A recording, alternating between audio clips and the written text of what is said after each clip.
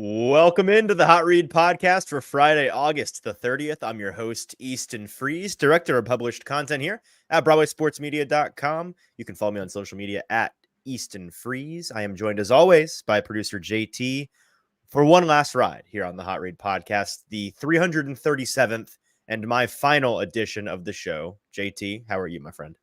I'm good. And on this special occasion, we have people asking if I was going to wear the shirt. I was always going to wear It's the always shirt. going to be the shirt. I had something else on. The weird thing is he didn't even plan it. It's just what he wore today. So I literally just did my laundry, and it's over in the it was over in my laundry because I of course am lazy, and after I do my laundry I don't fold it at all.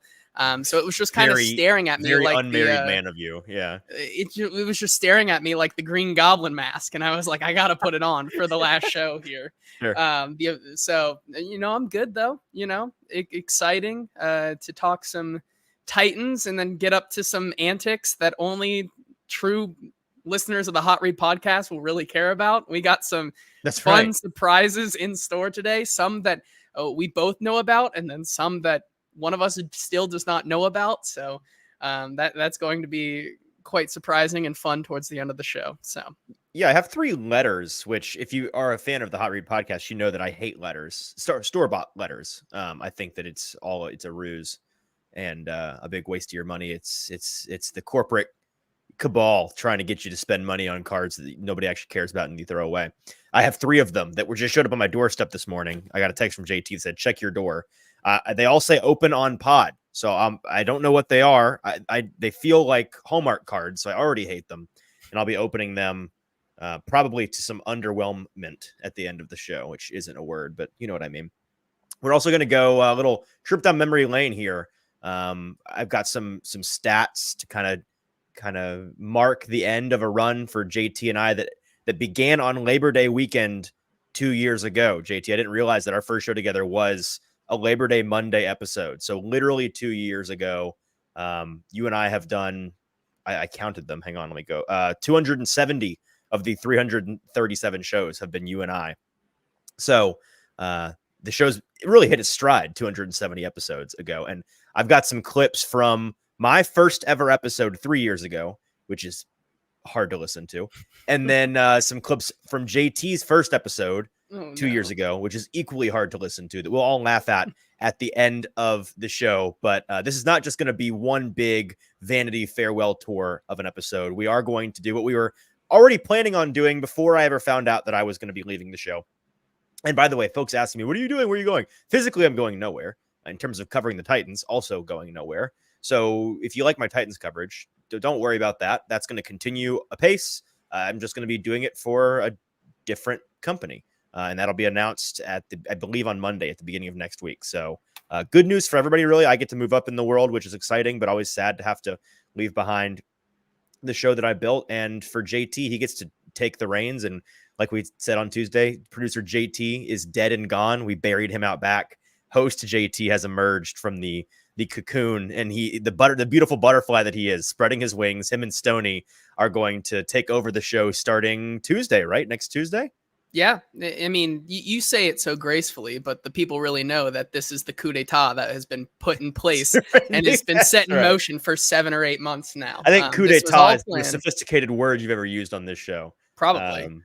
So yeah, maybe congrats. You've been talking about it jokingly for years about getting rid of me, and you finally did it. So that's good news. Start maybe next week. We just start saying coup d'etat a bunch. We start using just the whole show's going to be in French. No one's going to understand the most prolific in thought-provoking words next week. Maybe I've just been hiding that all along. So well, now that Stoney and you can talk on this show, no more boisterous Easton and Zach around to hog up all of the space. You two can just have polite, respectful, gentlemanly, ball knower conversations. It can be a really highbrow product that you guys put out there. So I'm excited to hear that. It's going to be surprising to folks when Stoney shows up on his first show wearing the shirt as well, and people realize that the shirt, that's the new uniform of the Hot Read podcast. It's a requirement to wear this random old raggedy shirt on every single show. It's not raggedy, it's vintage, okay? It's what we call in the fashion industry. It's weathered. It's a weathered item. I just off the top here, also not football related, which by the way, I got off track a minute ago. Very ADD of me. We're going to do Titans hot takes today. We're going to do a little bit cleanup, things that have happened in the last 48 hours between cut day and today, just to get folks up to speed who haven't paid attention to some of the more pedantic moves the Titans have made. And then we get into one of my favorite segments we do every single year, which is the Titans Take Purge, the second annual Take Purge. JT and I both have not conspired on this, so I'm excited to hear what JT has to say. But there'll be a portion of today's show where the Purge siren will sound. If you're familiar with the show, The Purge, it's like that. But during the allotted period of time, we are allowed to fire off takes about the Titans, the AFC South, or elsewhere in the NFL if we still feel so inclined, that we don't really believe, and we certainly don't want to be held responsible for, but we do think about them. We do wonder about them. And there's a part of us, maybe deep down buried in our soul, that thinks this might actually be the case. And so we'll discuss some of those things. A very fun exercise. And hey, a great opportunity for those of you that are watching with us live to jump in and be a part of today's conversation. We want to hear your Take Purge takes, of course, during the Take Purge portion. Don't throw them out now, or we're going to have to hold you liable for them throughout the season, and you might have to go to Correct. jail. It could be really bad. So we'll get to all of that, and then again at the end of the show, I'll do my farewell, and we'll open whatever are in these stupid letters, and we'll listen to some funny old clips, and then we'll get out of here, and it will be a new dawn here on the Hot Read Podcast. But before we get into all of that, one thing I wanted to mention off the top, JT, this has nothing to do with the show today, but over the years, I've just started shows with what's on my mind. And what's on my mind as of last night, I want to just make a public statement about people that harass you about your phone plan in stores. You know how you go to a Target or like a Costco or a Sam's Club, and there's like an AT&T stand or like some broadband stand where they've got some dorky high school kids in a button down shirt that doesn't quite fit them right, tucked into their rumpled khakis, and they got their little iPad, and they're like, "Hey man, how much you pay for your phone?" And you're like, "I would do anything to not be talking to you right now." And they harass you about your phone plan as you try to walk by and just live your life and shop at the store without being bothered. I hate them. I hate everything that is involved in that process. I hate the stores that allow them to work there. I hate the companies that employ them to harass people. I hate all of it. I hate that they put me in a position to be a jerk when I don't want to be. But the only kind way to deal with them is to not ignore them. If you want to ignore them, which you have to, or else every time you go to the store, it's going to be an hour expedition. Like, dude, I'm just here to buy. I'm here to buy a thing of deodorant. Like, leave me alone. I want to be in and out of the store in 5 minutes. I don't want to pull up my phone plan on your stupid little iPad. I think if a politician ran on the platform of abolishing these people, making it illegal to do this, I might become a single issue voter. I really might. It bothers me that much. Yeah, I mean, my plan of attack, and of course, this happens most of the time. This happens when you're at like a Costco. So this is why I probably don't like Costco's. I probably stay away because this is probably where it happens. Another old bit here on the Hot Read Podcast. But my favorite thing to do is actually, I'm quite the opposite. I will engage them in conversation. However, I'll always make note to say the wrong thing that they don't want to hear. So it just kind of like crushes their a little bit. Like, right. Like, it's like, "Hey, who do you have?" And I'll be like, "Oh, blah, blah, blah." And they're like, "How much are you paying?" And I'm like, I give it like a really low price, and $20 like, a okay, month. It's awesome.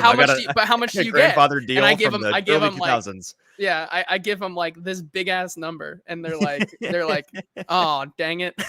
Like, and then I'm like, "All right, see ya." Yeah, that's tough. Then, but that's the way I think that it should be. That and also spam phone calls. It's fun to mess with them as well. So yeah, I feel it really depends on the person. Like if it's a nice young kid, I don't want to really like ruin their day. But if it's somebody that if I'm just in a bad mood, sometimes I'll just stare at them and act like I don't speak English, and just as I walk by, just kind of lock eyes and say nothing, which really will throw them off. Sometimes I just am like, dude, I'm not doing it today. Leave me alone. Jacob asking, would you prefer salesman who asks what water filter you use? Jacob's just trying to make the worst of all worlds for me here. We appreciate all of you guys in the chat, by the way. Michael, Joseph, Kenneth, Jacob, Shrike, Wyatt, all you guys. I think I may have said Wyatt twice. Broski Bear, welcome in. All of you guys, we appreciate you being here. And one last random thing, by the way, Joseph saying Easton is going in witness protection. Yeah, I'm going to be living with Quentin Bohanna we'll be doing the whole witness protection thing. You're never going to hear from me again. I just saw on Twitter. Did you know that Nashville is the hottest city in the country today? The whole I United did. States. It's not hotter anywhere else. Apparently, it got up to 104 at the airport, which I think it hadn't done that since the beginning of July. So that little false fall we got, what was it, last week, was nice, and you just knew we were going to pay for it. I guess we're paying for it now. I'm just looking outside my window, and it looks too hot to exist. Have you stepped outside today? I've not stepped outside. I've just avoided it altogether. I've stepped out. I stepped out this morning, so that was probably the play, right? But Before I do the not. heat I do death? not plan on. I plan on. Well, I may step outside again depending on things later. But my plan is probably just to watch this NDSU Colorado game tonight. And That's stay right. inside. Real football on tonight. That's Yes. exciting. That's exciting. What is that even on? Like, what's that on? Where do you watch this? ESPN. Okay, it's on the big boy streamers. All right, fair enough. All right, let's get into the Titans talk today. We've rambled enough. And before we get to the Titans take purge, which is the meat of today's show, we have some cut down cleanup things to get out of the way. Some cuts, some additions, some waiver claims. JT, you were tasked with kind of compiling these things. Can you quickly get folks back up to speed on all the things that have happened since Tuesday's cut down? Yeah, I think the biggest one is a pretty relevant name that has been around the Titans for a long time is on his way out, as the Titans yesterday finalized a deal to trade defensive back Elijah Molden to the Los Angeles Chargers in exchange for a round draft pick. That pick ended up being a 2026 seventh. So that is an interesting deal. We heard reports yesterday about maybe Elijah Molden not being very happy with his situation here in Nashville. And with that as well, maybe because of being pushed down the depth chart with additions like Quandre Diggs and Jamal Adams, that's kind of what happened. It was the root of his unhappiness. Either way, he finds his way over to the LA Chargers, where he joins former Titans Christian Fulton and Hassan Haskins now. And, wish him all the best of luck. It'll be interesting to see how he fits into their defensive scheme now with the Chargers. Yeah, I had a handful of people asking me, like, why is he unhappy? Where'd this come from? He seemed like a nice guy. He's unhappy because he got buried alive on the depth chart for the past month. He was repping with the threes in joint practices with Seattle. He was playing into the fourth quarter of preseason games. It's not personal. It's nothing like it's not a bad attitude thing. Anyone would be upset with that. That stinks. So I think it's as much a mutual respect thing as anything for them to send him off to where, in LA, he's going to get an opportunity to play, where here in Tennessee, he probably would have spent most Sundays inactive. Barring injuries up the depth chart for the safety position, I don't think he would have been active for more than half of the games, which isn't fair to him. And, he's on his rookie contract about to expire. They don't want to pay him, obviously. Made a lot of sense for them to move him for essentially nothing. But hey, you know what? Rand's he's gonna go crazy in that 7th round 2 drafts from now. Can't wait for that. That's the big one already. He's already Right. eyeing up some 18-year-olds, 19-year-olds, right? in that draft. The or thing that whenever I'm it's already gonna be. dreading. I'm already dreading because they're gonna have 3 7th round picks in that draft. All spring, we're gonna be fielding just package 3 7ths and go get a 3rd. That's the recommendation you're going to hear over and over, and we're going to have to explain that's not possible. how that works. I will say one more thing on Elijah Molden. Like you said, that comment about how he probably wouldn't be active on Sundays is pretty interesting, because I tend to agree with that sentiment, and because just the fact that Elijah Molden over the past couple of years has not really been a contributor on special teams either, which is kind of where guys who were pushed down that far on the depth chart were going to have to make an impact anyways. And between the injury risk of just him playing on the field in general, and then going out there on special teams and playing, he just probably was never going to find himself into a rotation where you now have guys like Amani Hooker and Quandre Diggs, and then you'll have Jamal Adams in there as well, and even maybe a little bit of Mike Brown and Julius Woods, who they picked up yesterday, and we'll get to him a little bit later. But yeah, it just seems like he he lost his spot here in Nashville, and so he moves, and he reunites with Christian Fulton, and they can give LA, baby. they can give LA a piece of, or a taste of the medicine Titans fans have been getting served up here over the past 2 years. That's right. That's right. Well, let's get to him now. You said let's get to him later. Let's get to him now. Who else have the Titans added since Tuesday's cut down? They've made a couple of waiver claims. Yes, they did. 3 waiver claims in the past couple of days here. 2 from the initial cutdown day or the day after cutdown day. Defensive end Ali Gay from Houston, Julius Woods, the safety from Dallas, and then about 15-30 minutes ago or so, the Titans claimed Darrell Baker, a cornerback out of Indianapolis. So that kind of answers where their head is at on the cornerback room, even though they said they felt pretty good about it. Darrell Baker, they submit his waiver claim there, so he is on the squad. And then as well, Nick Vannett is re-signed to the team. So the Titans went from 5 tight ends to 4 tight ends to now 5 tight ends again. And it was important to note that Brian Callahan today said that that was kind of by design because those big kind of stacked rooms of both interior linebackers and tight ends are going to be major contributors to how they play special teams. So that is the thinking behind why they're keeping so many at both the tight end position and the linebacker position. So those are the 4 additions they made in the last 2 days. Yeah, that was something that the more I think about it the past couple of days, the more it feels obvious, and I shouldn't have really been surprised. I don't think that the fact that with particularly on the kickoff, the new kickoff rule, the fact that guys being really fast, like gunner types, are devalued by those new rules because you don't need a guy that can run down the field really fast to tackle them because they're already down there. That, the new scheme is going to favor bigger bodied guys like linebackers and like tight ends that aren't the fastest, but they're strong tacklers. They still can move well. They're not the biggest guys on the team, but they're kind of that intermediate body type mix of speed and strength. So I think that's why you're going to see less cornerbacks, less receivers on depth charts down at the bottom, more of the linebacker, tight end types, maybe running back types that make teams around the league. I think that we might have missed that a little bit, right? Went right over our heads a little bit. And it's definitely just kind of the learning curve of it all, right? With this new kickoff, we really didn't know how teams would really try to attack that. And, right, maybe that's just blindness on our part that, of course, they wouldn't want these skinny dudes trying to bash their bodies together against the other skinny dudes. No, they probably want some bigger, stronger guys to go up against the opposing kick return team. So it does make sense. And then there are 2 other moves that are of note, I would say, from the past 2 days. One from earlier today, the Titans also signed to their practice squad defensive lineman James Lynch from Minnesota, and are also bringing Rashad Weaver back to the practice squad as well. Okay, well, there you go. Rashad Weaver back, like they said yesterday, they hoped to have. Did you? I may have just not been listening. Did you mention the Cedric Gray to IR move?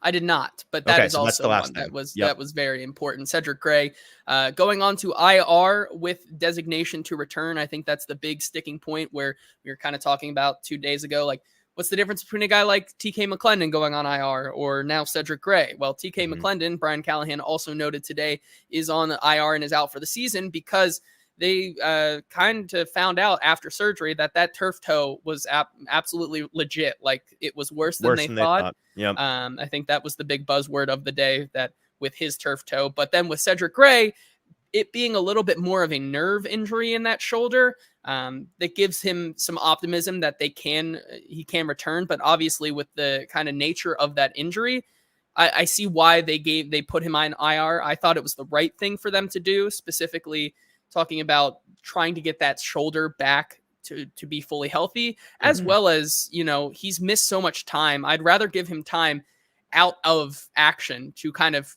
begin developing and ramping up again before he gets thrown to the flames so that he can become a key contributor down the road. I think that's the right move for them. Completely agree. One last note from yesterday when I was at the facility: Titans cornerbacks 1 and 2, both ready to go for week 1 against the Bears. Brian Callahan said that L'Jarius Sneed, who we spoke to, he is practicing with no limitations already. And then Chido Awuzie, he is back, but limited this week, should be a full participant next week. So we'll keep an eye on that. Okay, is that everything in terms of catching up? Are we ready for the take purge? Is it time? I believe so. I think we can talk. Bowser had a workout with them, but it seems like Tyus Bowser is a guy who is kind of just bouncing around the league right now. I think this will be like his 5th visit. I know he worked out with the Cowboys and then went to the Titans, also worked out with the Colts and the Seahawks. So this is a guy that continues to bounce around, but it's been a name that's been popular, that has been put out there as a guy who could potentially come in here and maybe take some of the load off of maybe an Arden Key having to play all 3 downs, or, kind of give that room a little bit more veteran presence. All right, so that's what you missed in the past 48 hours or so since the Titans finished their cut down. And with that, we get to...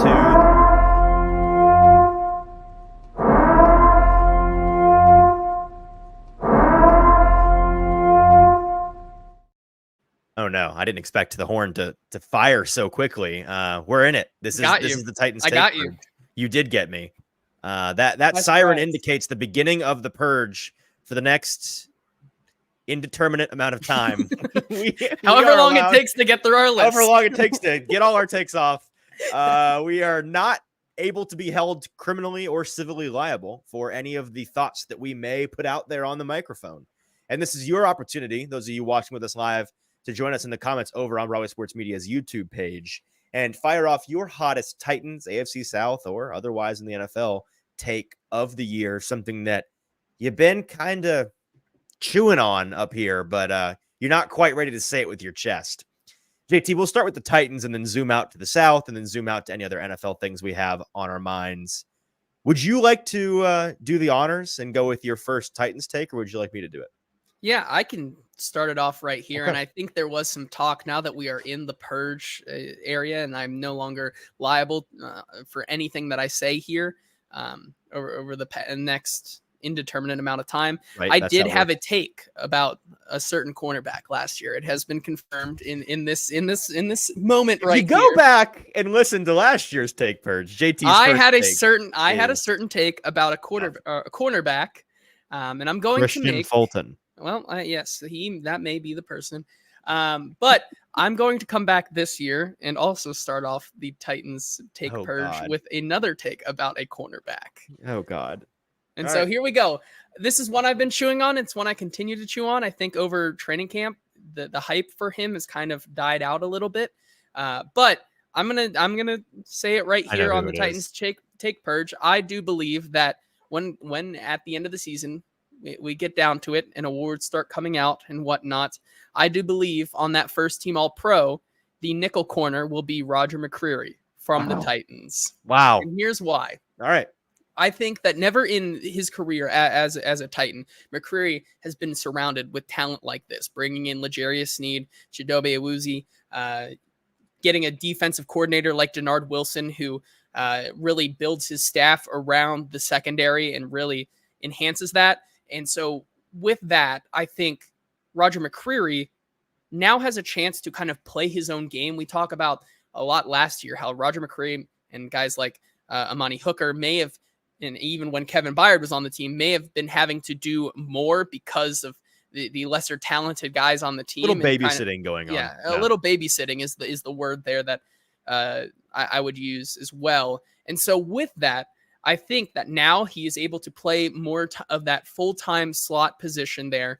We're going to be able to see the best of Roger McCreary. And so when you look at a guy when he's trying to make the first team All-Pro, you look at last year's winner, Trent McDuffie, his stats and how he was able to get that award.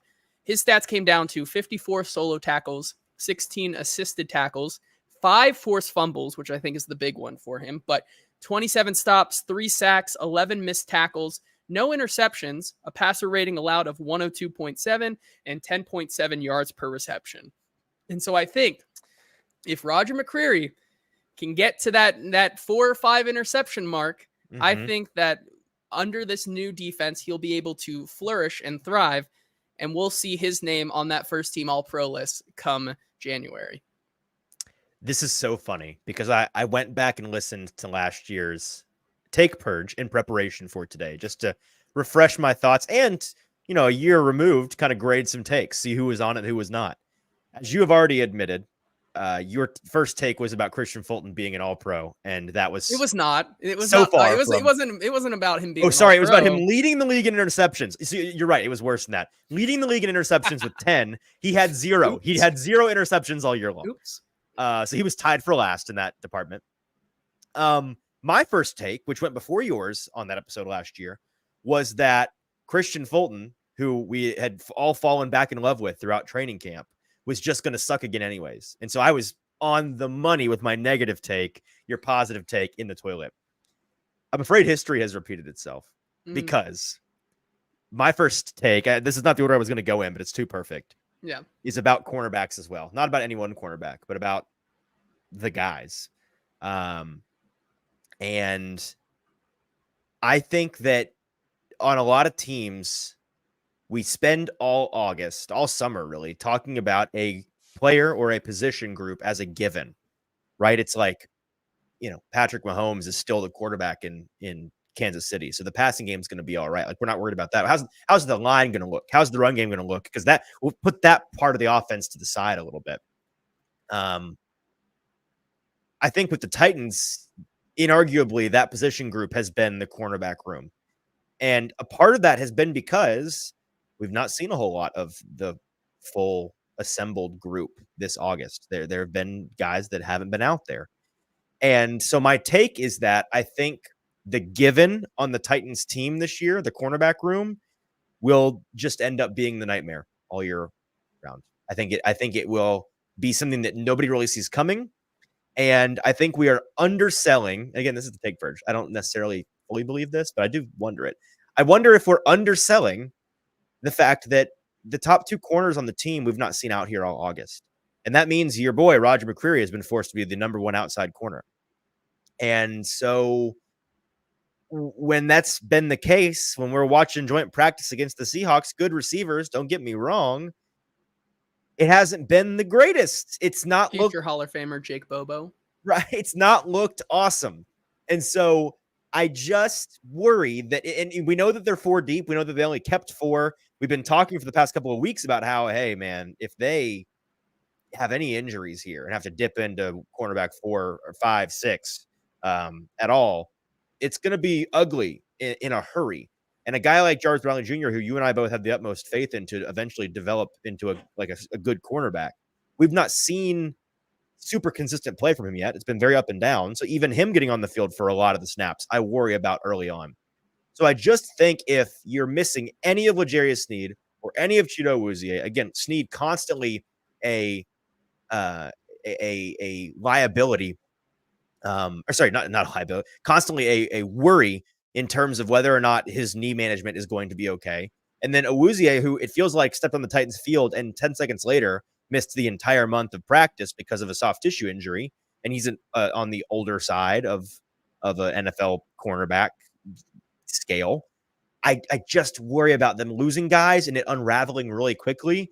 And if they spend most of the season missing 1 or 2 guys in the rotation, it could look so much different than what we were expecting it to look like on paper when all 3 starting guys and their depth player are healthy and available. Yeah, I not to spend too much time on the cornerbacks, but in the secondary as a whole, but I think I had another one as well here, which kind of is another cornerback take. 3 cornerback takes up the rest. It's more about the defense and secondary as a whole, and so a lot of what you said is my reasoning why I'm saying this here in the take Purge. But my take is that I think there's a chance that this secondary might be bad, and when I say bad, I mean like bottom 10 bad. Like I think there is a chance that bad as last year, worse than last year. How bad are we talking? I mean, that's around where they were, right? Bottom 10 in the league from 20 to 32. Mm-hmm. And like you said, L'Jarius Sneed, if that injury derails his season, you're already trying to elevate guys. Like you said, the reason why I think that Roger McCreary take is so hot is because Roger McCreary is out there kind of getting bodied by a lot of bigger receivers, which is something we've seen from him throughout the majority of his career. Mm-hmm. You look at a guy like Chido Awuzie, who, he, for better or for worse, continues a slight downward trajectory into his career. This is his 3rd team. And in his last year with the Bengals, there were 7 games where he allowed a QBR of over 100 plus. There have been times where he has been able to absolutely get diced and dissected when he is the number 1 corner. So if you're losing L'Jarius Sneed to time with injury and then having to rely on guys like Chido and Roger McCreary, that means that you're probably going to see more struggle. And then you have to talk about the backside of this secondary with guys like Jamal Adams, a guy who has been very, very injury riddled. Like, we think that he may be able to be a little bit more healthy because we weren't really familiar with the severity of how bad that hip injury was, or quad injury was for him a year and a half ago. But he still has missed a lot of time. Like that should be a given. You talk about a guy like Quandre Diggs, who was on the wrong side of 30. And then if those two guys are missing, you're looking at like a safety room of Amani Hooker and Mike Brown. Amani Hooker, who we both believe is a pretty good player, but when he's called on to be that main guy and have to, like you throw out that word again, babysit a little bit, that's where you see the Titans secondary start to struggle. And so I wonder if these injuries that we've continued to kind of beat around the bush about this cornerback and safety room come to roost. Mm-hmm. We may be looking at another injury-riddled secondary that is calling on guys that they pick off of practice squads, like a Anthony Kendall and a Mike Brown and a Gabe Jeudy-Lally if he's ever elevated. Yeah, I hope this negativity is unwarranted and just we contain it to this take purge period, and then we don't talk about it anymore. But my next take is also on the negative side of things a little bit. It's half negative, half positive. And of all the takes in today's take purge, this is the one that I am closest to just being serious about. Like I may end up, what's the opposite of disavowing? Avowing this take when we get closer to the season next week, I guess. I think that this Titans team could ultimately be as good as they look on paper and still suck for like 2/3 of the year. And this is something that we've talked about, again, outside the confines of the take purge so far. You look back at teams like, and the cookie cutter example is always the Brady Bucks, that first year in Tampa. What was it, 22 or 21, I guess? I think it was 20, right? 20, whatever it was. The first year in Tampa. They've got a pretty good team. Tom Brady ended up like breaking and entering into someone's random house in Tampa during COVID. Yeah, he's trying to go to his OC's house, and it was wrong address. Yeah, that was a time of all the times, certainly one of them. That year, they had a good team on paper going into the year, a lot of excitement, and then they get to their very late week, I guess 15 bye, and they're 7-7. They're 500. They've been fighting and clawing. I mean, it's been moments like on Thursday Night Football where Tom Brady is holding up the 3 or the 4. He forgets what down it is, and they lose the game because of a mental error from the GOAT. And then they end up not losing a game the rest of the season and winning the Super Bowl. I'm not saying the Titans are going to do that. I'm just saying that's an example of how a team can be quite good. And just the sheer magnitude of the turnover, the amount of things that have changed for this team. Roster on up, front office changes, the way that they do things with Rand Carthen's new staff. Obviously the coaching staff, all new, a lot of guys working together for the first time. And then if you look up and down the roster, I tweeted this out the other day, like half of the team is different and new, and they're talented people up and down, coaching staff, front office, and players alike. Even the most talented people come together and the Olympic basketball team is the greatest basketball players in the world. And they're spending the pre-basketball tune-up period barely beating out teams from Africa, and you're like, how are they almost losing to Nigeria, whoever they're playing? Like, the Avengers need some time to practice together. And so I think this team can be as good as they look on paper, but I also think they may really, really struggle anyways through September, through October, into November. And that will be okay if we're seeing the things we're needing to see, and again, it's all about trajectory. It's all about progress. Are they going in the right direction? Or, have they stopped the bleeding from last year? That's going to be the key. So I think the Titans being a good and exciting, crappy team is on the table, I guess is the way to put it. I mean, that makes a lot of sense considering their first 6 or 7 games is pretty much the hardest part of their schedule. And then you continue to look past that in how many divisional games they have down the stretch. You may see a team that shows the flashes, but because of that kind of trying to gel, we end up seeing them 500 for most of the year and really struggling to kind of break away and become a plus 500 team. And so I definitely agree with you. Another positive one for me, but kind of not positive. It's back and forth here. I think that there is a chance that Tony Pollard cements himself as the running back 1 in this offense and runs for 1,300 all-purpose yards as Tyjae Spears kind of finds himself in this little bit more of a change of pace back role for this team. And it's based off the things that I've continued to see over the past 2.5 weeks from this Titans team. Tony Pollard, in the last preseason game, getting all 10 of the snaps with the ones at the beginning of the game and looking really, really good in those snaps, being able to, be efficient in the runs, being able to do all the things in pass protection, even being that check down guy for Will Levis. Tony Pollard brings a lot of versatility, some that we probably didn't see last year because it was the year after the injury. Now we're 2 years removed. It's the year after the year, like we continue to say. And Tony Pollard, to me, looks to be back, in my opinion. I think Tony Pollard has looked really, really strong. And so, we continue to talk about how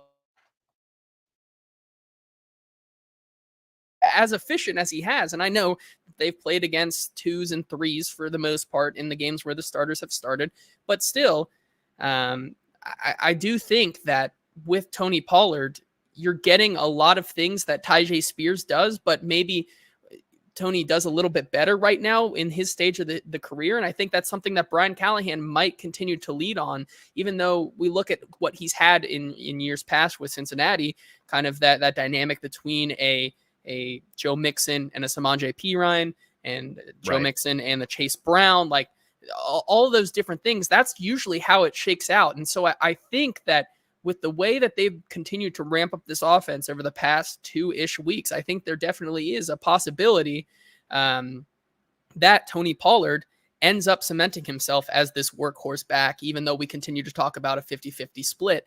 And like I said, I think 1,300 all-purpose yards is not out of the realm of possibility for Tony Pollard this year. Yeah, as Dylan says in the comments here, Tony Pollard, anytime touchdown in week 1, he's got his money there. A brief aside, Brandon Ayuk just signed with the Niners, so that we can quit talking about that. Thank goodness.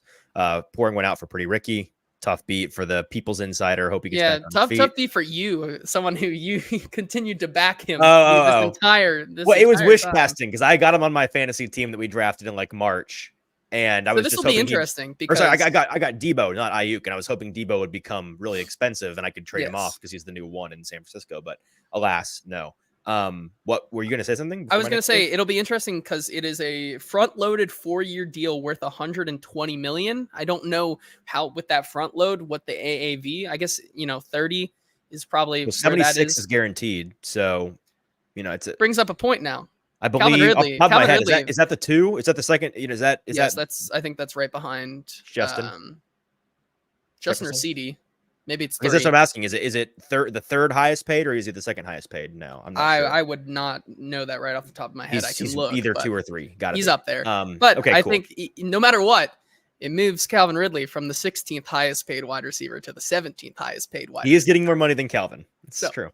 That's all I have to say. Where was that when they signed Calvin? What was he at? 10? How many spots does he move down? Okay, yeah, so he's moved 7. 7 to move down. Okay. All right. My next take, my last Titans take here before we move on to the AFC South. A positive one for you here. The take is that, and this one's maybe the most out there. Ran Carthon, I think he had the 182nd, the 242nd, and the 252nd picks in this past year's draft. I think he struck gold on all of them. I think they're all 3 going to be NFL starters by year 2, maybe year 3. I think that the trio of Jaquan Jackson, James Williams, and Jalen Harrell are all really fantastic late round hits. I think they're all going to contribute to the Titans team this year. And I think that they are all on a trajectory to become at worst, threes in their group, rotational guys in their group. I think that they all 3 could be starters in year 2 or year 3. So here's the deal. We talked about Ran Carthon when he was hired. This guy is somebody coming from San Francisco. He has a lot of experience with evaluating, scouting, and choosing these late round guys, hitting on late round picks that the Niners had a pretty good track record with, right? Guys that became household names in the NFL. And you're like, wow, he was a 5th round pick. Ran Carthon was instrumental in those kinds of decisions. And so he comes in this year, he gets his staff in there and they get after it without, frankly, Mike Vrabel being involved in the draft process. And so it's the Ran Carthon show through and through. And they go and they get these 3 guys who have all overproduced so far in camp. I think all 3, again, are going to be out there on Sundays. Casual Titans fans are going to learn these guys' names pretty quickly, I think. And if you hit on even 2 of these guys, it's an unbelievable hit rate for the late rounds of the draft.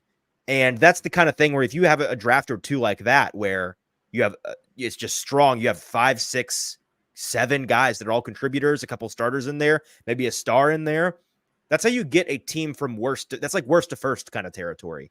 And so if that is the case, if this is a legitimate take and not just a take purge, dream scenario, I think that this team could be good in a hurry, and it's because of the decisions that Ran Carthon made with their late round draft picks. And I think that maybe could continue. I would say that, Chef Rand continues to cook with those late rounds. And maybe that is some of the reason why he continues to get these late round picks for guys who obviously J-Rob drafted 3 to 4 to 5 rounds earlier than what they're sold for, because of the scouting department that he kind of has taken pieces from the Rams front office and the 49ers as well, and kind of built his own here. So I think that's very possible. Should we get to some of the takes here in the comments?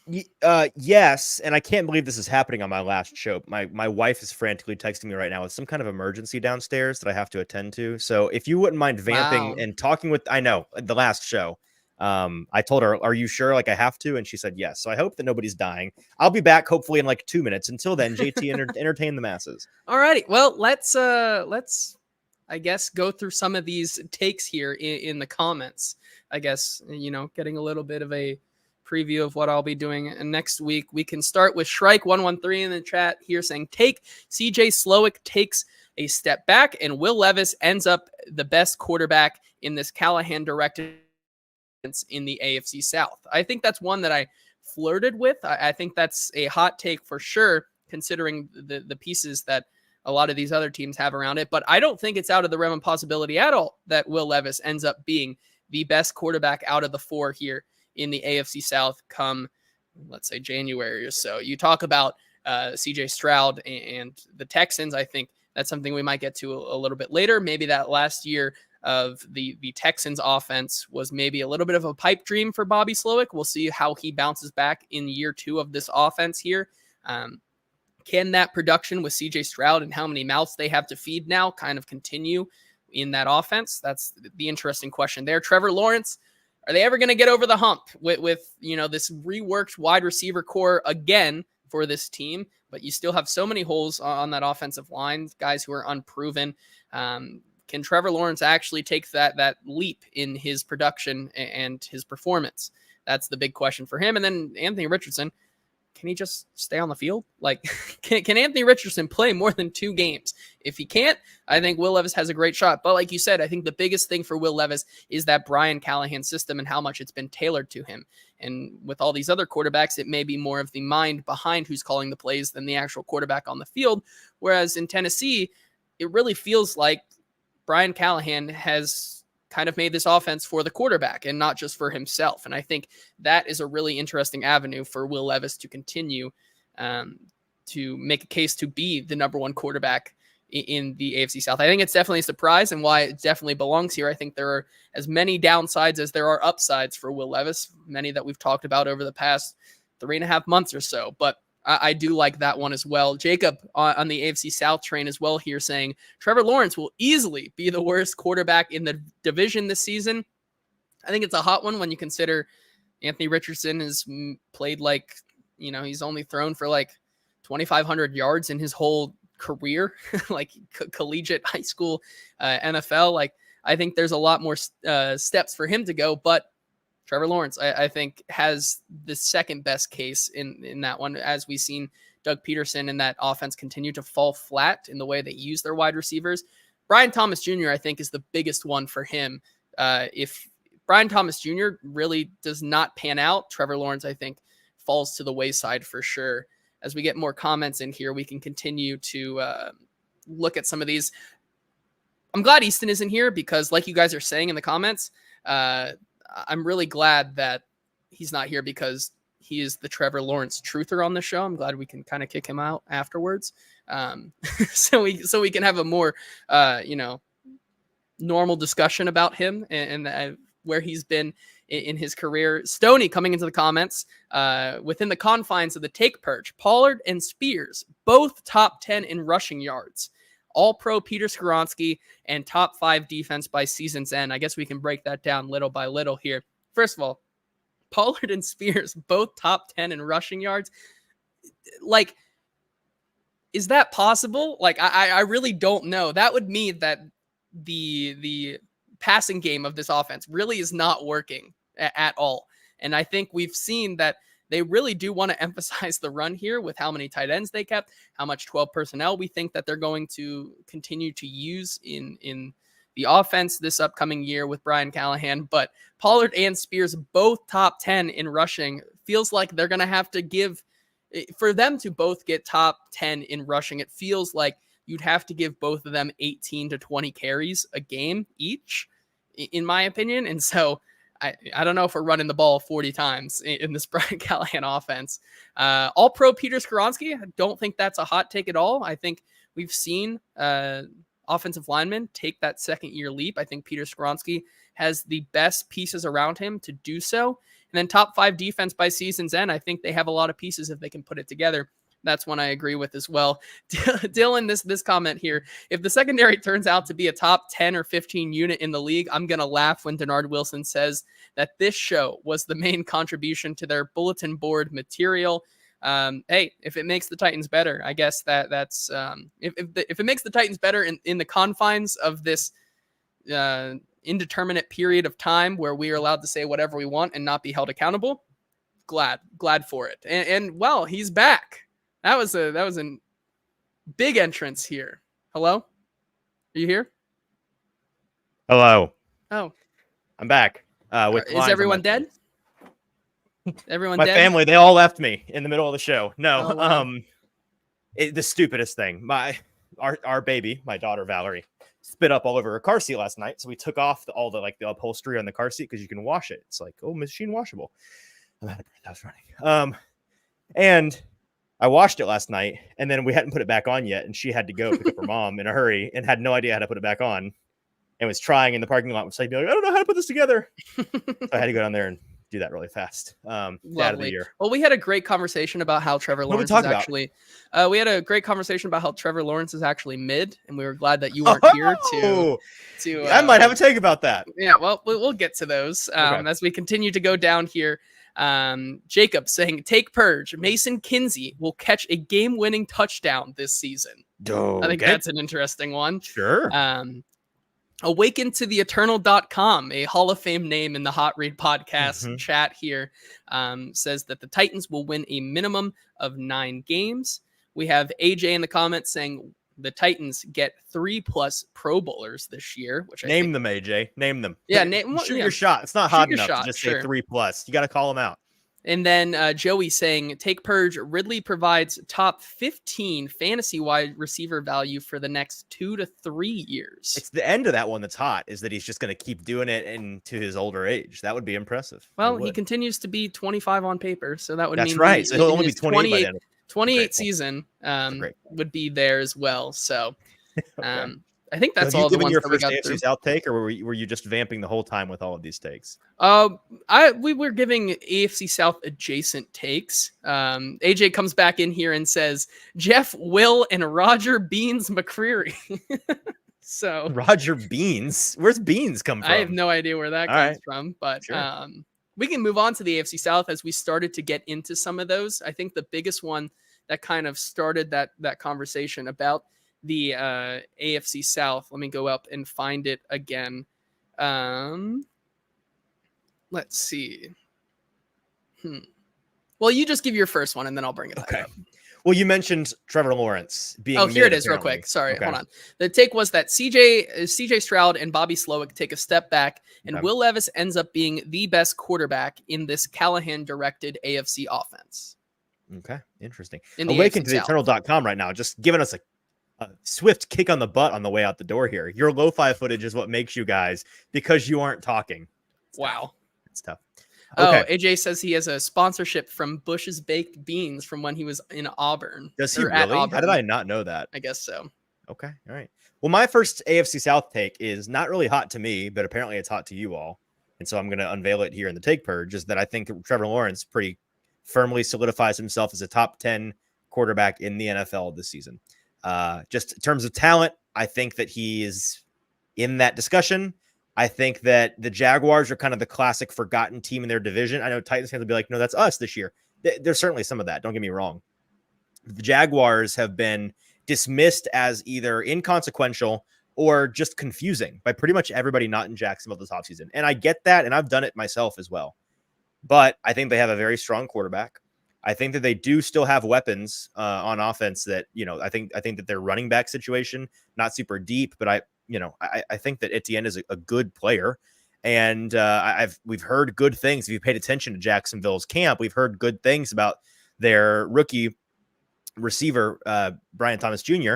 Apparently he's ahead of schedule, it seems, so he could be good in a hurry.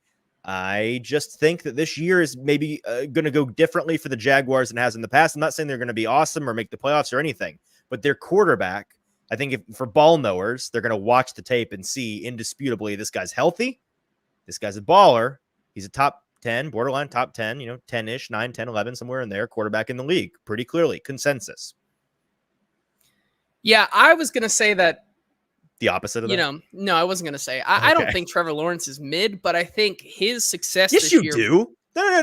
I think he's good. I think he's good. Yeah, you've called him mid for years on this show. You've called him mid for years. I've said don't that. Walk back now. Okay, well, walk it. So what do you actually think? Like, where is it? Was he like is he the 12th best quarterback in the league? What do you think? Because if he's mid, he's like the 16th or 17th best, and that's what I think you think.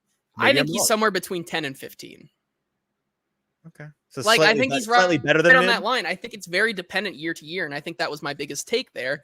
Okay. Is that I think his success kind of lives and dies a little bit with Brian Thomas Jr. because we've seen the known quantities of that offense before, right? We know what Christian Kirk is in that offense. We know what Evan Ingram is. We know what Travis Etienne is. We kind of know what that offensive line is, but still, it's just like a lot of unknowns there with that offensive line. If it's good, I think he can be good. However, I think that's saying Trevor Lawrence is Daniel Jones with better hair. This is not just so not true. It's but crazy. I think the unknown is Brian Thomas Jr. and how much of an X factor he can be. And so if Brian Thomas Jr. is, like you said, ahead of schedule and looking like he can be that alpha in that offense, I think he can elevate Trevor Lawrence that much more into maybe that top 10 conversation. But for now, the pieces around him just serve him to be good enough, but not take him to that next level. And I think that is where Trevor Lawrence kind of lies right now within the realm of the quarterback landscape. Okay, so what's your first AFC South take? My first AFC South take is that I think the Colts could be... No, hang on. I'm so sorry. I just have to dunk on D-Good here. Look at the stats. D-Good over here, box score scouting quarterbacks in the league. Watch the games, D-Good. Go ahead. Oh, okay. The next one that I think you might not like as a fan of the Ravens and the Colts and the Texans and every other team except the Titans. That's right. I think the Colts have a chance to be like really, really bad, like first overall pick bad. Oh, okay. My next two takes are also Colts related, so I'm interested if there's some overlap here. I think the biggest question with the Colts is Anthony Richardson. Can he play more than 2 games? We've seen in the preseason how he has looked up and down, a lot more down than up. This is maybe a parallel we can put with what we saw from CJ Stroud last year in the preseason, and look how that turned out for him. But I think that's a big unknown there. If Anthony Richardson continues to play like he did in the preseason, I think they have a big problem in the quarterback room. And I think that's going to be the big thing, is why they cannot continue to put up points in games. And then on the other side, if they you think if he plays all year, but plays at the level that he did last year, they'll be bad? Yes. Oh man, I disagree with that. Okay. So with that, if Anthony Richardson is not being able to play to the level a lot of people think he can, it means that this Colts defense is going to have to, step up. But what have we seen from that Colts defense this offseason? It's kind of sneaky bad. Like the back end of that defense is a problem for sure. The meme where it's like, can't afford X. Well, guess it's this for you, champ. It's like Yes. that for every position on their secondary. It's been Yeah, that way. All, I would say can't afford L'Jarius Sneed. Well, it's a guy that I don't even know what his name is. For Juju you, breads champ. for you, I guess. That's you right. know? I think that with this defense, if Anthony Richardson in this offense cannot put up points, they're just going to lose games by default because teams are going to be able to absolutely just run up the score on this defense. And now I know they have good players on the front end, like DeForest Buckner and EJ Speed and a lot of those guys. And their new rookie edge defender, Laiatu Latu. Like, I think that front can be lethal, but everything else around it is bottom half of the league, if not bottom 10 in the league currently. And I think they did not do a lot to address it, which I think concerns me. And then you also have to consider that offensive line. 2 years ago, they looked really, really bad. Were able to kind of revert to a top 10 offensive line last year, but does that pendulum swing back the other way? Those are all the questions, I think. And so if we have the pendulum for that offensive line swinging back towards they look like they did 2 years ago, Anthony Richardson can't figure it out. And then you have teams just putting up 25 to 30 points a game because they're absolutely just dissecting this Colts secondary. I think you have a legitimate argument to be made that the Colts could be looking at it at that first overall pick. Fair enough. Well, I'll fire off my next AFC South purge take, which is also a Colts take. And it's that I think Anthony Richardson just dies immediately again. So I disagree with you.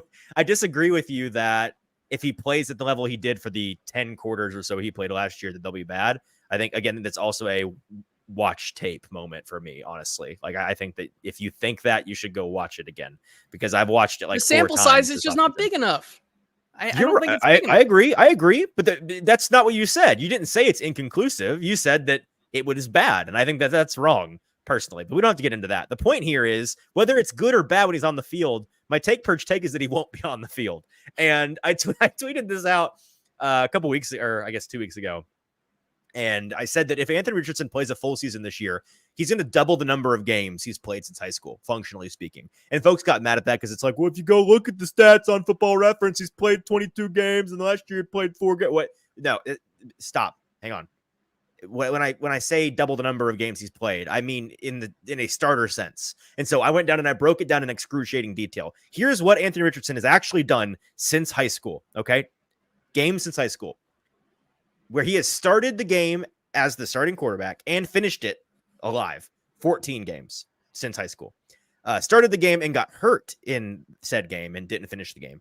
Two games he's done that. And in those 2 games, it was less than 3 total quarters of play. It's not even 1 game combined. Not even 3/4 of 1 game combined, in fact.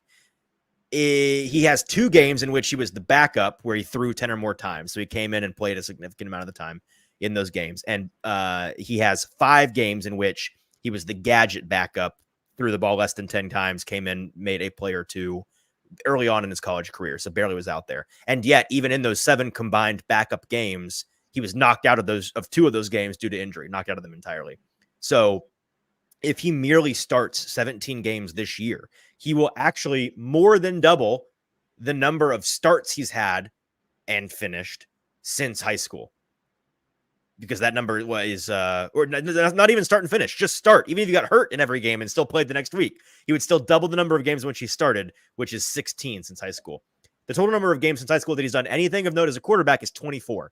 Because I'm even going to throw in one, the 2020 bowl game. He came in as, I think, a freshman, threw for 1 touchdown, 1 pass, 1 touchdown pass. So there's a little generosity for you. So yes, technically it will not be doubling the games, but it'll be almost doubling the games. All of that being said, that's the technical jargon of it. He's not played much in the last 5 years of his life. That's not good. And I think, he's my guy. He was my quarterback 1 in that class. I still believe in him. I think that he is a scary, scary talent on paper. I just don't know if he can stay healthy out there. And so my take is that he dies again. Maybe not 2 games, but like maybe the take should be he doesn't get to November alive and he's out again for the year. And then I'm gonna actually skip you in line because my last take here is also Colts related. If that happens, what it leads to is Chris Ballard is the first GM fired this year of the, like, in the cycle, the whole league. We heard Chris Ballard talking about his potential firing that may happen in the future in the press this week. And he was basically saying it was the GM equivalent of Kirk Cousins saying, if I die, I die. Where he's like, if I get fired for the way that I GM, so be it. Whatever. I went down swinging. This offseason has been all about how he stuck by his guys. He basically just re-signed the whole team. His biggest free agent acquisition was NFL Super Bowl MVP Joe Flacco. But other than that, really nothing of note. If things go poorly and or his quarterback that he's tethered himself to with a 4th round pick 2 years ago, if that happens, then he may very well be done before the end of the season, John Robinson style. Yeah, I think that's definitely fair. And Joey says, take Purge. Anthony Richardson will either be injured for most of the year again or prove that he can't pass the ball. He will not become any better than Fields did. So he's giving him in this take Purge a Justin Fields ceiling, which I think is a pretty hot take there. So backing Joey up Russell Wilson, that's the ceiling. Is next year being Russell Wilson's backup. Got it.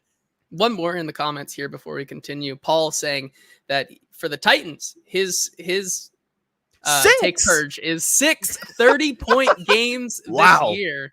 That's to the highest scoring offense in the league is what Paul's calling for, essentially. Yes, because that's what that would mean. Yeah. My last take here in the AFC South is along the lines of something we kind of talked about, but I think that Bobby Slowick may end up just crumbling under the immense pressure of that Texans offense this season. And I think that I'm with you. The way he interviewed this past coaching cycle, the things we heard out of that locker room, kind of confirmed or unconfirmed, I think that there is a legitimate chance that with the amount of weapons that are vying for targets, bringing in a guy like Stephon Diggs, who continues, whether or not it was real or not, but the jokes of him already yapping to CJ Stroud on the sideline, pissed off because he didn't get enough targets in a preseason game. Like, I think there's just so many moving parts there's a legit chance that the way Bobby Slowick runs this offense may just cannibalize itself and lead to inefficiency. And with that, I think that this Texans defense may be good enough to keep them in games, but it really is the high validity of this Texans offense that is going to take them over the top. And so if Bobby Slowick can't get it going, I think that this Texans team may be in for a rude awakening this season. All right. Do you have any more AFC South takes since I skipped you? That was it. Okay. All right. Well, then I think we're on NFL takes here as we're already running long, but you know what? I wouldn't have it any other way on my final show. I have 3 NFL takes. How many do you have? I have 1.5. 1.5. Okay. Well, let me get a couple. We don't have to spend as long on these, but let me fire a couple of these off. Here's the first one, which I don't really have a whole lot of thoughts on. The Bills. I think that they win the AFC East comfortably. That's the take that I think people are missing. It's one of the biggest things that I think folks are missing this year. Josh Allen is the second best quarterback in the league. I think that's pretty clear in my eyes. If Joe Burrow is always healthy, maybe be a different conversation. And Justin Herbert, if he is on a good team for a couple of years, maybe that'll change my opinion. And he's a fantastic quarterback. Don't get me wrong, but I think Josh Allen is clearly the second best quarterback. And when you're the second best quarterback and you're a bona fide, put the team on your back for multiple months at a time style player like Josh Allen is, I don't really care about the team around you. I don't. And that's been the case. Folks have come around to that idea with Patrick Mahomes since he continues to win Super Bowls doing it. And that's the easiest way to prove that case. And I'm not saying he is Patrick Mahomes, but I am saying that when you've got that guy on your team, I don't really care about the Miami Dolphins, putting up 70 points in September and October and inevitably crumbling down the stretch. I don't really care about the Jets, which are basically, I saw it may have been Nate Tice today, compare them to what the AT-ATs in Star Wars, where it's like they are unbelievable firepower up top. They're on stilt legs and they will crumble so fast. That's such a good take. Wow, it's a great comp, really isn't it? good. I like it. I don't know. Yeah. I'm going to go find who it was because I'm less confident now that I say it that it was Nate Tice, but somebody had a great comp there. I think that he's the dude. So that's the Bills take. My other one that I'll fire off real quick, and we've already covered this on the show in some detail. But I think the Cardinals are going to be the quote unquote surprise team this season. That's not super hot. People have they're a hipster team this year. Their offensive coordinator is somebody that people like a lot. I think Kyler, in the year after the year with his injury, is poised to have a really big season, to remind folks that he's absolutely an underrated quarterback in the NFL. Marvin Harrison Jr. is who he is. Excited to see what he's doing. The true wide receiver one down there, obviously, Greg Dortch, is going to Dortch everyone in the face every week all year long. So can't wait for that. He's a stud. They've got a lot of young talent on that team. Are they going to be awesome? No, but do they sneak into the playoffs? I'll say yes here on the Take Purge. Couple more in the comments here that we can get to before mine.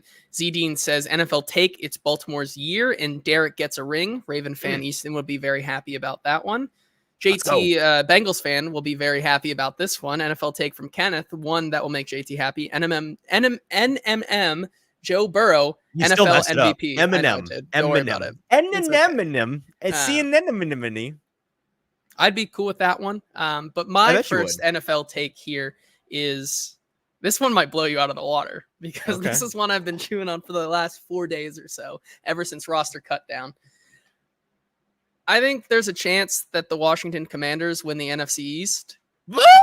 That's crazy. That's crazy. Okay, tell me more. Tell me more. I am a big Jaden Daniels fan. Big Jaden Daniels fan, and as I continue to look at their roster, Daniels fan, we're killing the speaking thing here at the end of the show. It's getting late. You get past the hour mark, and it's all downhill. No holds barred. I think Jaden Daniels could end up winning the Offensive Rookie of the Year with the way that he and Cliff Kingsbury will run this offense. I really like the weapons that they've given him as well, between Terry McLaurin and Ben Sinnott, their new tight end, Brian Robinson, Noah Brown, come on, Noah Brown, Texans legend right there. Welcome to the squad. I like the weapons that they've continued to put around him, and then that defense I think continues to be sneaky good with the players. They continue signing Bobby Wagner in the offseason to kind of be the anchor point of that defense.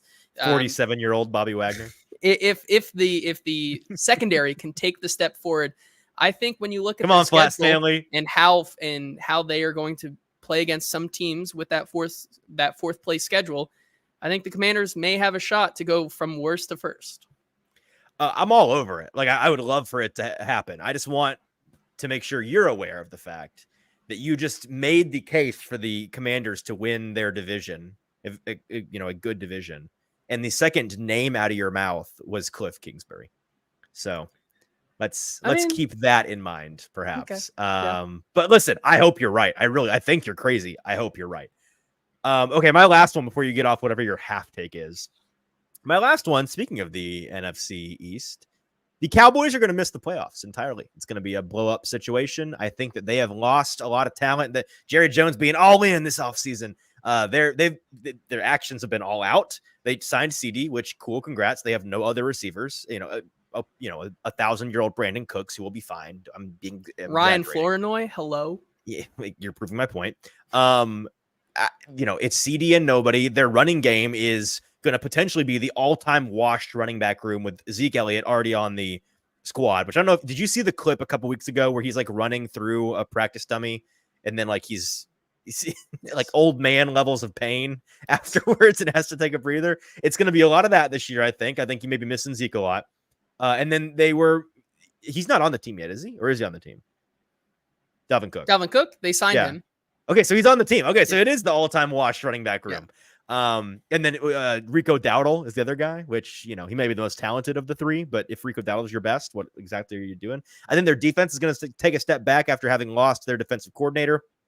Guys like Micah Parsons pretty late in the summer process talking about how, me and the new coach, we've not actually had any conversations yet, but I can't wait to sit down and talk to him. Okay. That's bodes well. And also, by the way, they're going to use him in more like a stand-up outside linebacker role, apparently, than as an edge rusher, and maybe not send him as much, which seems dumb. But there's a lot of things about this team where I think they take a step back. Dak Prescott, that contract situation is going to be to the much chagrin of literally everybody in the world, is going to be a conversation that's on ESPN every day of every week until they sign him.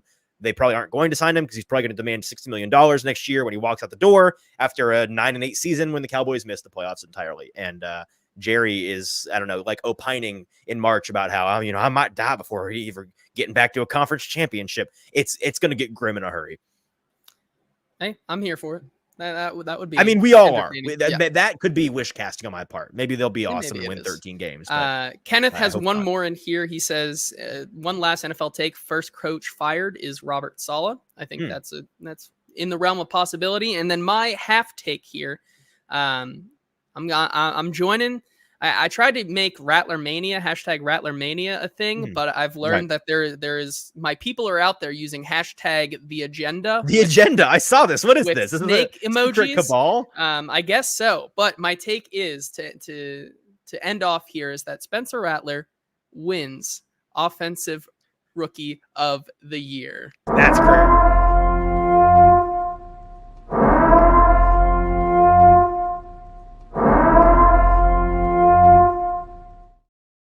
I really hate you. We can't talk about it anymore. We can't talk about it. I hate you for cutting me off like that because I had questions. Yep, So I know that you don't. This is crazy. Like obviously, Derek Carr's the quarterback in New Orleans. I think Derek Carr goes down. This is me wish casting Derek Carr going down in week 1. You're in on the agenda outside of the take purge. Yeah. Okay, got it. I am. All right. Well, all that's left for us to do is a little walk down Hot Read Podcast memory lane, and then I am gone forever as your host. They take my name off the wall, and I hand the metaphorical baton off to JT and Stoney as we head into the 2024 NFL season. Shrike asking if my fridge is okay. Yes, it is okay. JT, it's still in the doorway. Yeah, Paul's all over it. Let's play a couple clips here. My first ever episode of the Titans 10 before it became the Hot Read Podcast, a short form Titans news podcast that nobody listened to. It came out in September or maybe early October of 2021. And here's what it sounded like. It's a tough listen, but we'll listen anyways. Are the Titans improving on defense? And why was Mike Vrabel unhappy after the game? This is the Titans 10. We're talking that and much more. Let's go. Sick. Let's go. So sick, go. Dude. So sick.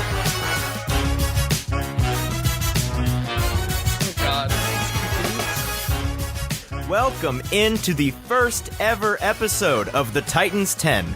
I'm your host, Easton Freeze. I'm a writer and a broadcaster covering all things Titans and the NFL for BroadwaySportsMedia.com. This is the Titans 10 for September 28th, and we've got a lot of ground to cover in this pilot episode. So let's get into the Week 3 recap.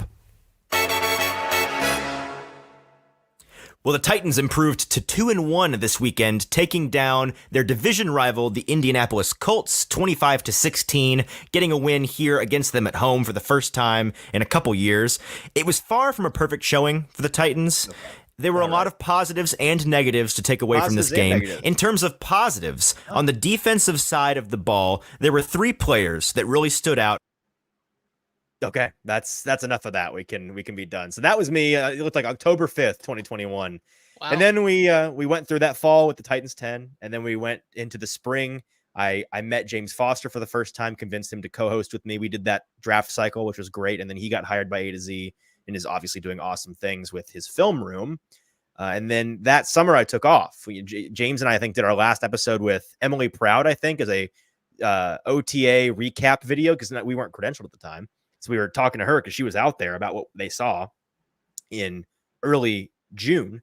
And then you and I came back on the mic for the first time in like 3 months in September, Labor Day weekend. You and I were at a party at your house. I don't know what the party, I think we were just hanging out. And you just mentioned in an offhand comment, like, hey, do you ever need help with your show? And I was like, actually, I would love somebody in a producer role. Let's give it a try. And so this is what it sounded like. I find this funnier than my thing. We'll see what the people think. 2 clips. This first one is when I introduce you, and you have so much to say. You're a real chatterbox here at the top.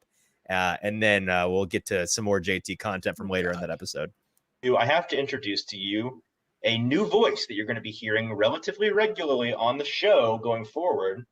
It is JT Ruhnke. He is my producer now on the show. He's going to be around doing a lot of different segments with us, handling our news segments. And JT's one of my best friends in the world who is in sports business, but not really sports media. He wanted to dip his toe into the sports media water, and I knew that he had quite a bit of skill in terms of technical production side of things. When it struggling comes to think of what your skills media. are. And so I said, he's really good at things. Give it a try. And we've been working on what this new show is going to look like for a couple of weeks now, and I'm really excited to bring him on. I think you're going to like him a lot. JT, welcome to the show, man. Hey, Easton, thanks for having me. I'm excited to be here. Oh my We're excited God. to have you. So That's it. Just no more thoughts. Just thanks for being here. And then years later in the show, we were doing a game that day. I think a fantasy related game. Here's your first real speaking opportunity on the show. I think folks will realize things have improved a little bit in the last 2 years. a little game with it. So explain how we're going to do this. Yeah, so I got a little game for you here. We're going to play a little bit of higher or lower, basically. You sound scared. What I'm going to do is we're going to go down, hiding. Give you about 4 or 5 of the most relevant offensive players fantasy-wise for the Titans here. Talk about them just a little bit, kind of give you where they're going right now. And then I'm going to give you kind of a little estimate.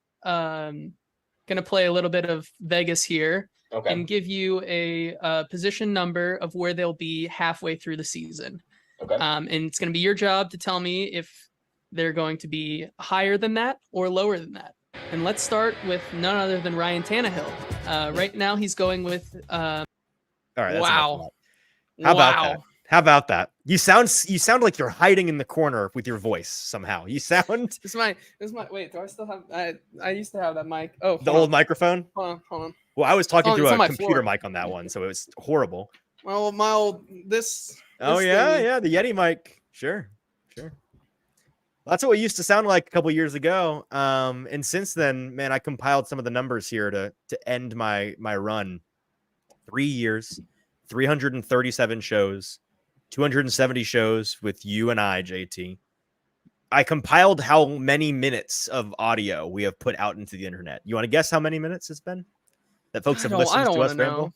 I don't want to know. Roughly 17,000 minutes of broadcasting. Ooh. On the Hot Read podcast. That's a lot of minutes. That's a lot of minutes. How many? Let's do the math on how many days of my life I've been talking into this microphone. So 17,000 minutes is that's not how that works, Easton. Good math. That is 283-ish hours, which is almost 12 days. So almost 12 days, night and day, start to finish. Almost a full fortnight, almost a full 2-week period of us talking onto these microphones. We went to 2 NFL combines. We covered a Senior Bowl, did a week of shows from all 3 of those events. We did a couple of shows in London, covered an international game, which was one of the cooler adventures of my life. The first year of this show, the first calendar year, the show reached roughly 21,000 people. That was the impression rate. And nice. This year we're on pace for over 500,000, which is something that I am incredibly proud of. Super cool. And it is, again, a real bummer to have to leave behind the show that really has been my baby for not my actual baby, because I have one of those 2 now, but has been my baby for the past 3 years. I guess I'll end with these notes that you got me, which I've not forgotten about. They're letters. They all say open on the pod. I hate them already. Can I open them? Is it all right if I go ahead? Yeah, no. Yeah, we're good. So they're We're good. cards. I hate store-bought cards. Logan asks, has he read the cards? So you can guess where these are from. These are mostly from from the Horsemen of the Hot Read. Hot Read of the Apocalypse, right? This, I appreciate you guys. I brought this to them, but the person that wanted to make this an idea in the first place was Goody. Goody one day DM'd me and said, hey, can we just get Easton a bunch of cards just to open on the show? And so we've done it. We're here now. So all right. Well, so this is what's the first one? It's a hamster wearing chains that says stop, which I don't know. All right. So I don't open it, or I do open it? No, the yeah. Instructions are unclear. Okay. Okay. I think you should open it. Oh, though. I see. It says hamster time. I hate it so much. The platitudes. Yes. Here's hoping nothing can touch how cool your birthday is. Well, happy birthday. You wrote it. What? I said happy birthday. So. Oh, thank you. You're welcome. a couple months early, but I appreciate that. Happy birthday to the Hot Read podcast. I guess that's why I got him. 3 years, roughly. Sure. Yeah. Happy birthday to the Hot Read podcast. Toddler. Yeah. Get ready for the terrible 3s on the podcast. JT and Stoney. It's going to be a real mess. I promise the podcast. Yeah, the podcast is not going to be terrible, even though it's 3. So I see. Well, it was the terrible 2s. Now you're growing up a little bit. Oh, Things are I becoming see. more Okay. sophisticated. Yes. Is that what's happening? I guess so. This says, shout out ChatGPT. Easton, the Titans have better coverage than your hot takes. Easton, you talk a big game, but you're as clutch as Fat Randy. That's really tough. Two-toned blue, more like two-toned snooze. Thanks to your podcast. Your podcast is the Marcus Mariota of the airwaves. Nice guy, poor execution. Don't worry, we won't forget you. We'll just put you on injured reserve in our hearts. Signed, OKC Titan. And Jacob saying, they went through Chat GPT and made roasts for you. Titans roasts from our AI overlords. They all stunk. So that I guess checks out. It says roses are red, violets are blue. Bill Callahan is under a lot of pressure, and you are too. Signed to the Horseman. So thanks for card number 1. I guess I'm on to card number 2. Yep. This is it's one of the old people cards. It's a couple of old folks on a cruise. The green screen is not wanting to show you their faces, but there they are. The man says cruises are so delightful. We should take them more often. Oh, and then the lady says we're at the Home and Garden store, dear. Okay. Hope your birthday is so nice. It just feels like a vacation. Goody wrote something in here that I'm not going to read out loud. So thank you. Thank you, Goody. Appreciate that. You know what you said.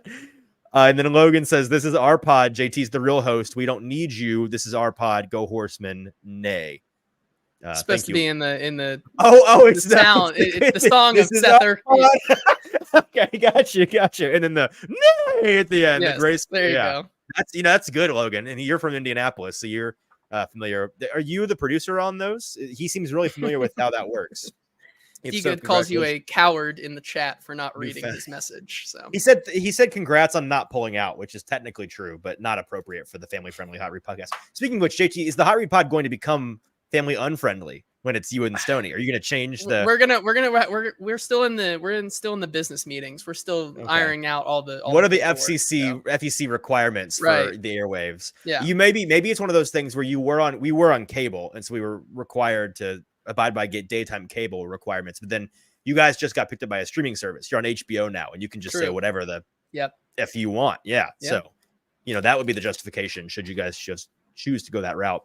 The final card, all of which I hate, it's just a banana, and it says thanks. On the inside, it says you're the best of the bunch. Wow. So you really went to the card store and just picked out the worst cards you could find. Was that the idea here? Yeah, that was the idea. So okay, Jordan saying never underhand anything unless you're a burrito. Always underhand your burrito. Thank you for the advice, Jordan. I will not be abiding by it. I'll be overhanding anything that I so choose. And then Manan and Paul saying ask JT to play the song. So Manan also used Chat GPT to make one of the songs. No way. A song.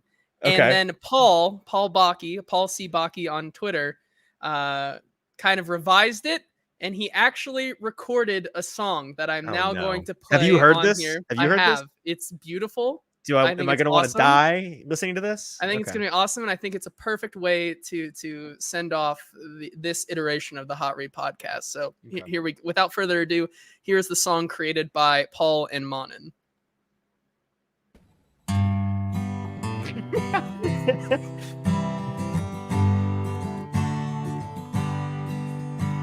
Beneath Nashville skies, a voice was born through the heart of the Titans. Fandom he stormed with passion unyielding and words ablaze. Easton Freeze carved a path through the gridiron haze. From Broadway's lights to the mic's embrace, the Hot Read's wisdom, a late but steady grace. Each nuance dissected with the sharpest insight, beacon for fans in football's night. Memories were made, and some just won't fade. Noisy flies on the wall, and we saw it all. The great taco reverse, JT interruptions, and the ghost Callahan's pressure.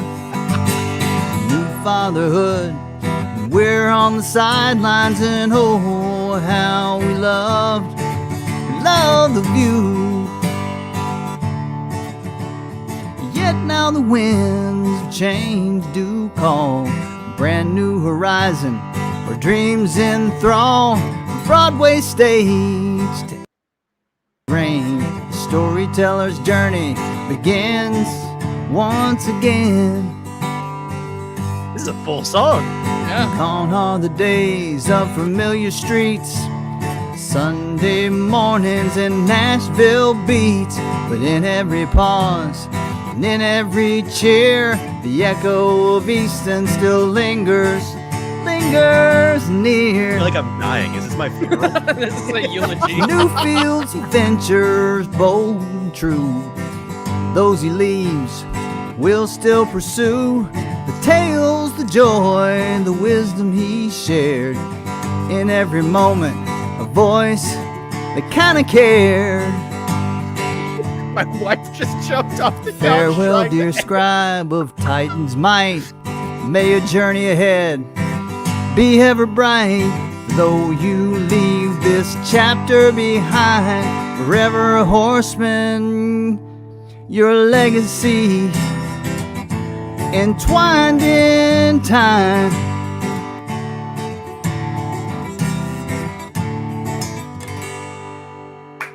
Wow. That was fantastic. that is a better send-off than I could have ever asked for. I do appreciate that all of you, JT and the Hooligan Horsemen, put in so little effort to the creativity element of this, where you just go to ChatGPT for all musings you possibly needed. I wouldn't have it any other way. But did you play on that, Paul? Was that Paul playing and singing? Yeah, That was that's all fantastic. Paul. That's all Paul. Paul's the man. That is It's awesome. fire. So That is awesome. Well, I'm not dying. That song made it sound like, play that again at my funeral. Okay. Can somebody write that down?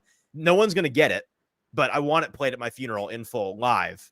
Probably not by Paul unless I die quite young, because Paul is older than me, but you never know. Okay. So I think that's it. We've done enough navel gazing and saying goodbye. And to everyone in the comments today that said nice things about me, I appreciate you guys. Again, I'm not going anywhere. JT and I are not going to not be friends anymore. We still play softball together every week. We're still in fantasy leagues together. We're still best friends from college. So like, that part doesn't change. before we also leave, I'll be contacting people about a Hot Read podcast fantasy league. That's not. Yes, they I keep gotta do asking. that, That's so. happening. Don't worry. I won't be in it. But frankly, if I was in it, I would have, probably been last anyways, because I'm not good at fantasy football. So Yep. This is true. it's all right. But I appreciate all you guys. And truly, I've said it a million times. It's been 3 years. It's 3 of the most fantastic years of my life. And the past 2 with you, JT, have genuinely been some of the most fun adventures, getting to go to the combine and go international and go to the Senior Bowl. And some of my best memories of the past 2 years have been this. And it's been as fun as it has been work. Most of the time that I spent on this show, I was doing it because I really enjoyed it.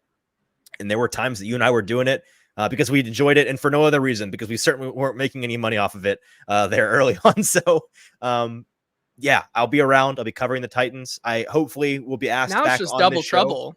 Now people can see us twice. That's right. That's right. Finally, JT gets to talk. I won't interrupt him anymore, and I'll be talking elsewhere. We're just a bigger headache now for the Titans.